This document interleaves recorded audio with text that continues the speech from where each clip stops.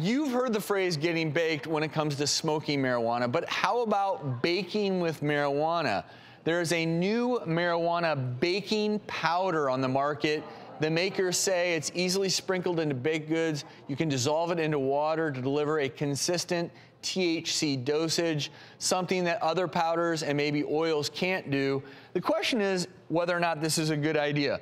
Marijuana has become legal now in so many more states, and not just medically, recreationally. Yeah. And what is crazy about it is because it's newly legal, no one knows when it comes to THC dosing or marijuana dosing, no one really knows what's the right, do I eat a brownie with 5 milligrams of THC? So they're proposing these little packets that say would be 10 milligrams and you can sprinkle it in and make your brownies. But where I get a little bit worried is, if I may. Are you making marijuana tea there? I don't know, but I'm a little bit worried about how easy.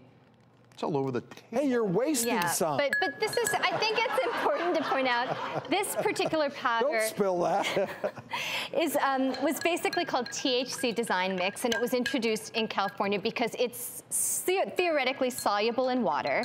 It's microencapsulated, and the idea that they were saying is that when you add oil to edibles, you might have inconsistent distribution of the THC. This is meant to be much more uniform. It doesn't have cornstarch, which a lot of these powders do, which many chefs who make edibles apparently say changes the taste of them. So they're trying to say that this is going to be taste-free, it's going to be more uniform. But I agree with you. We've talked a lot on this show about edibles being really hard to modulate. People don't know how much they're taking. They don't know how it impacts that's them. What I see. If there's a positive to this, is that you know the dose, you know how much. Maybe it's too much. Maybe the next time you use less. Look, if something's legal, I guess theoretically you should be allowed to bake with it at home. And I'm not objecting to that per se, but I do like something about the standardization of, if you're going to go into one of these highly regulated marijuana shops and you buy a pre-made edible where they have exactly determined that there's 10 milligrams in this cookie or brownie,